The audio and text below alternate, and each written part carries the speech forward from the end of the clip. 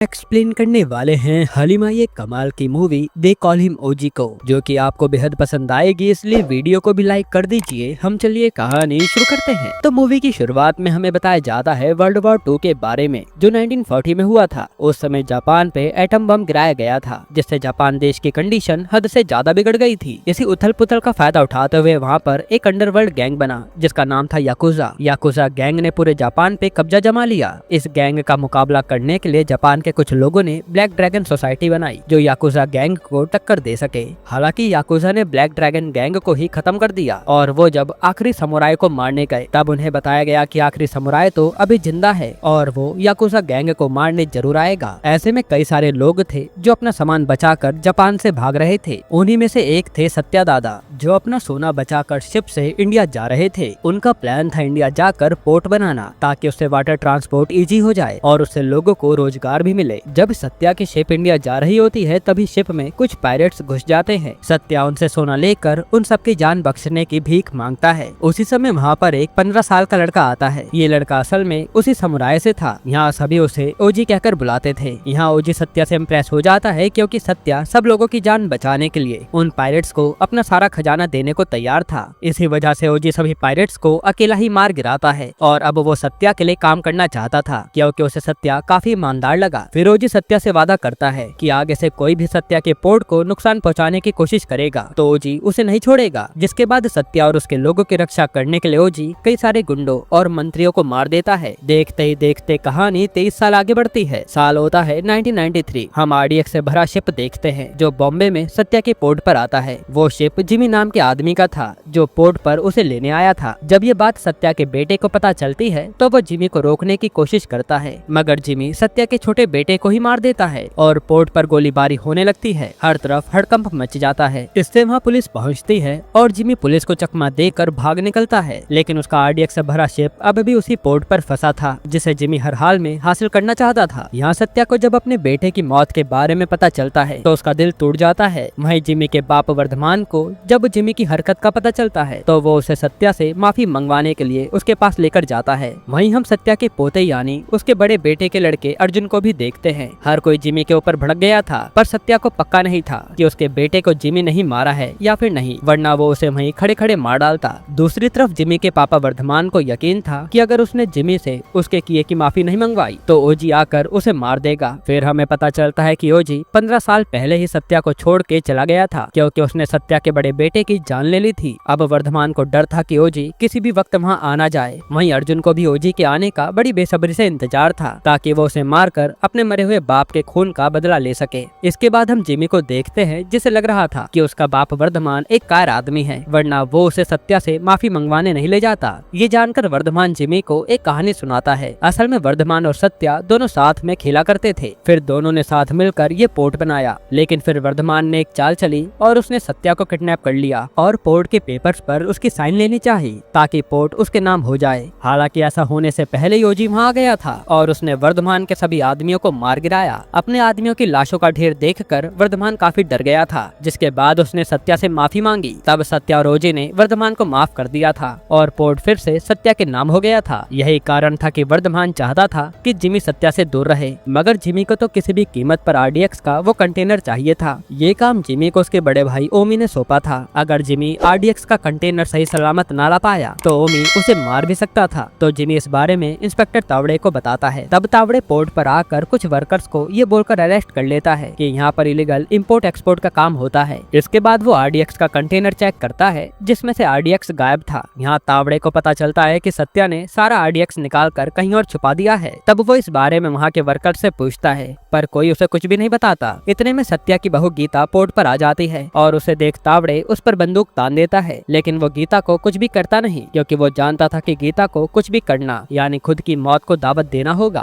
फिर गुस्से में वो वहाँ के कुछ लोगों को गिरफ्तार करके ले जा लेता है। फिर हम देखते हैं कि जिमी उन पोर्ट के वर्कर्स को मारकर आरडीएक्स के बारे में पूछ रहा था, मगर उनमें से कोई इस बारे में नहीं जानता था। इसके बाद जिमी उन्हें सत्या का पता पूछता है, तो वो लोग ये भी नहीं बताते। इस पर गुस्से में आकर जिमी उन सभी को मार देता है। फिर उनमें से आखिरी बचा आदमी डर के मारे जिमी को सत्या का पता बताता है। वो कहता है कि सत्या अपने छोटे बेटे की अस्थियां लेकर नासिक गया है। वैसे तो सत्या की पहुंच काफी दूर तक है, हालांकि जिमी से बचने के लिए उसे ओजी की मदद चाहिए। इसी वजह से सत्या की बहू ओजी की खोज करने में लगी है। फिर हम देखते हैं कि सत्या की बहू को पता चलता है कि दरअसल ओजी ने 7 साल पहले मदुरई में कुछ लड़कियों को बेचने से बचाया था। एक आदमी था जो 40 लड़कियों को गलत काम में लगाना चाहता था। तब ओजी ने आकर उन लोगों को मार गिराया। फिर एक पुलिस वाले ने ओजी को अरेस्ट कर लिया था, लेकिन जब उसने देखा कि ओजी ने तो उन लड़कियों की जान बचाई है, तब पुलिस वाले ने ओजी को छोड़ दिया था और वहाँ से ओजी कहाँ गया ये कोई नहीं जानता। फिर जब सत्या की बहू उन पुलिस वालों से बात करती है तो उसे कणमणि नाम की लड़की के बारे में पता चलता है। अब अगले सीन में हम देखते हैं कि गीता घर पर कणमणि के लिखे हुए खत पढ़ रही है जो कणमणि ने सत्या को भेजे थे। यहाँ हमें पता चलता है कि कणमणि एक डॉक्टर है। उसे ओजी को देखते ही उससे प्यार हो गया था। असल में ओजी मदुरई में बच्चों को मार्शल आर्ट्स की ट्रेनिंग देता था। वहीं ओजी और कणमणि की मुलाकात हुई। मुलाकात प्यार में बदली और दोनों ने एक दूसरे से शादी कर ली। शादी के बाद कणमणि प्रेग्नेंट हुई और उसी दौरान उसने ओजी को किसी के साथ लड़ते देख लिया। ये देख कणमणि बहुत घबरा गई थी और वो नहीं चाहती थी कि ओजी इन सब चीजों में पड़े, इसलिए वो उसे लेकर नासिक चली गई थी। और कणमणि जब भी ओजी को उसकी फैमिली के बारे में पूछती तो वो उसे कुछ भी नहीं बताता था। पर कणमणि को उसके पास से सत्या की फोटो मिली। फोटो के साथ उसे सत्या का पता भी मिला, जिसके बाद वो सत्या को चिट्ठियां लिखने लगी थी। और वो ऐसा इसलिए कर रही थी क्योंकि वो देखना चाहती थी कि ओजी के परिवार में कौन कौन है। इधर सत्या का एक आदमी जिमी के साथ काम किया करता था और वो आके गीता को बताता है कि जिमी को पता लग चुका है कि सत्या नासिक में है और वो उसे कभी भी मार देगा। यहाँ नासिक में सत्या अपने लोगों को लेकर कणमणि के हॉस्पिटल जाता है ताकि कणमणि से मिल सके। उसे देख जिमी का एक आदमी जिमी को खबर देता है कि सत्या हॉस्पिटल में आ गया है। ये खबर सुनते ही जिमी, जो पहले से नासिक में मौजूद था, वो हॉस्पिटल पहुंचता है और वहाँ के डॉक्टर और पेशेंट्स को बिना वजह मारने लगता है। फिर वो सत्या के भी कुछ आदमियों को मार गिराता है। ये देख सत्या भागने लगता है, हालांकि वो जिमी के हत्थे चढ़ जाता है। इतने में कणमणि जिमी का ध्यान भटकाती है ताकि सत्या वहाँ से भाग सके और ये देख जिमी कणमणि पर गोली चलाकर सत्या को पकड़ने के लिए उसके पीछे जाता है। फिर कुछ देर बाद जब ओजी हॉस्पिटल आता है तो कणमणि उसे जख्मी हालत में मिलती है। कणमणि ओजी को बताती है कि मैंने तुम्हारे पापा को लेटर लिखे थे, इसलिए वो यहाँ मुझसे मिलने आए थे, पर उन पर किसी ने हमला कर दिया। साथ ही वो ओजी से कहती है कि उसे जाकर अपने पापा को बचाना चाहिए क्योंकि उन्हें उसकी जरूरत है। साथ ही वो उससे उन दोनों की बेटी तारा का भी ध्यान रखने को कहती है और ये कहते कहते उसकी जान चली जाती है। अब अपनी पत्नी को खोकर ओजी काफी दुखी होता है और उसे काफी गुस्सा भी आ रहा था। इधर जिमी सत्या की कार को उड़ा देता है, पर सत्या किसी तरह बचकर खेत में जाकर छुप जाता है। फिर जब जिमी को इस बारे में पता चलता है तो वो पूरे खेत में ही आग लगा देता है, लेकिन तभी ओजी वहाँ आ जाता है और जिमी के लोगों को खूब मारता है। साथ ही वो जिमी पर भी हमला करता है। इसके बाद हमें जिमी के भाई ओमी को दिखाया जाता है। ओमी एक बहुत बड़ा माफिया था और वो डेविड नाम के डॉन के लिए काम करता था। वो सारा आरडीएक्स भी डेविड ने मंगवाया था, जिसे ओमी को उस तक पहुँचाना था। आरडीएक्स के न मिलने की वजह से ओमी खुद इंडिया आने का प्लान बनाता है। फिर इंडिया आने से पहले वो इस्तांबुल में बॉम्ब ब्लास्ट करवाता है और इंडिया आ जाता है। अब इंडिया आते ही वो सीधा सत्या के पोर्ट पर जाता है और वहाँ मौजूद सभी लोगों को मार देता है।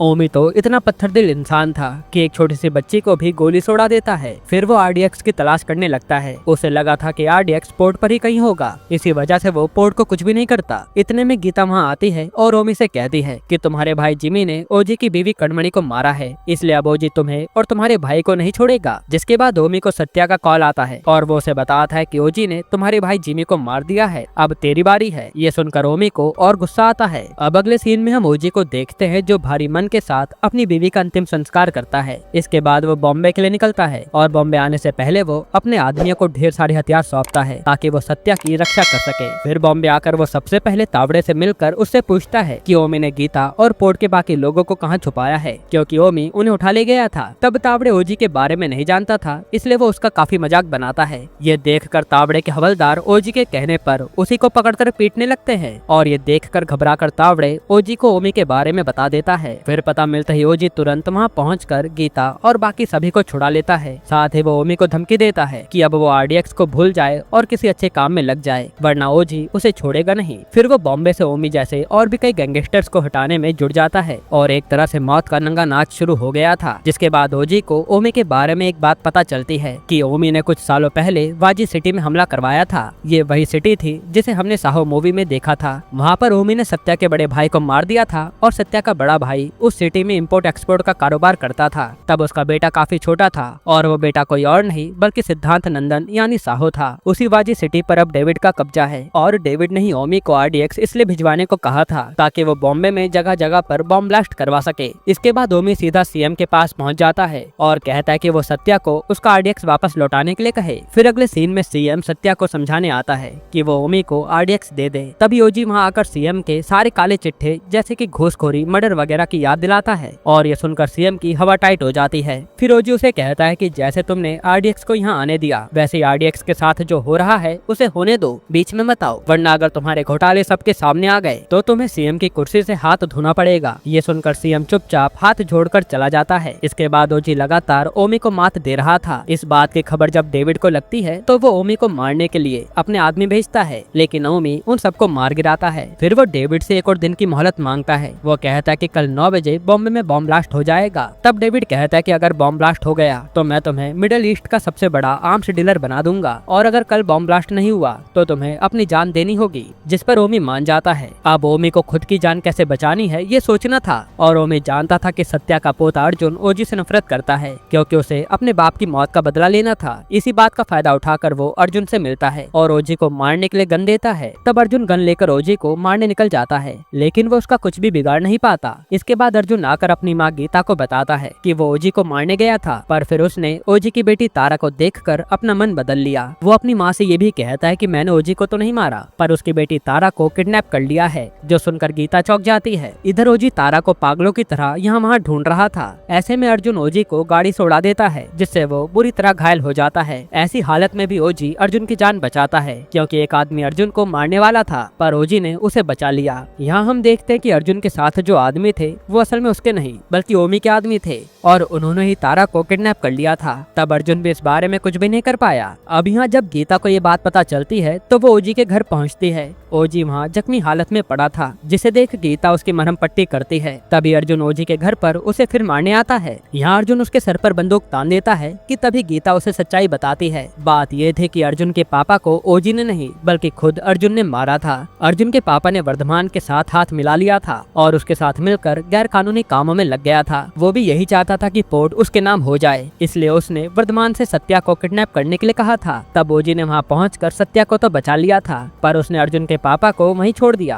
क्योंकि वो सत्या का बेटा था। हालांकि अर्जुन के पापा पर अब ओजी को मारने का भूत सवार हो गया था। फिर एक दिन जब वो इस काम को अंजाम देने वाले थे तब गीता ने उन्हें कमरे में बंद कर दिया। हालांकि वो किसी तरह कमरे से निकल गया और उसने अर्जुन को आवाज लगाई, जो उस समय बहुत छोटा था। फिर उसने नन्हे अर्जुन से गन लाने को कहा और वही गन अर्जुन के हाथों से अपने पापा पर ही चल गई। फिर जब ओजी को इस बारे में पता चला तो उसने कहा कि अगर अर्जुन का नाम इन सब में आ गया तो उसकी पूरी जिंदगी बर्बाद हो जाएगी, इसलिए उसने ये पूरा इल्जाम अपने सर पर ले लिया और घर छोड़कर चला गया। यही कारण था कि ओजी इतने समय तक गायब था। अब आगे गीता अर्जुन को बताते हैं कि जब तुम्हारे हाथों तुम्हारे पापा पर गोली चली थी तब तुम डर के मारे बेहोश हो गए थे, इसलिए तुम्हें इस सब के बारे में कुछ याद नहीं। ये सब सुन अर्जुन को अपनी गलती का एहसास होता है, जिसके बाद वो ओजी से माफी मांगने जाता है, लेकिन ओजी तब तक तारा को बचाने के लिए निकल चुका था। अब यहाँ वो ओमी के अड्डे पर पहुंचकर उसके लोगों को मारने लगता है। इधर ओमी के हाथ आरडीएक्स लग चुका था और पोर्ट पर 3 चैम्बर थे, जिसमें से एक में आरडीएक्स रखा हुआ था। ओमी ने उसे निकालकर अपने लोगों तक पहुंचा दिया था ताकि वो अगले दिन बॉम्बे में ब्लास्ट कर सके। ये बात पता चलते ही ओजी ओमी के आदमियों को जम के पीटने लगता है और ओमी ओजी को धमकाता है कि अगर उसने उसके साथ कुछ भी किया तो वो उसकी बेटी को मरवा देगा। हालांकि हम देखते हैं कि अर्जुन ने तारा को बचा लिया था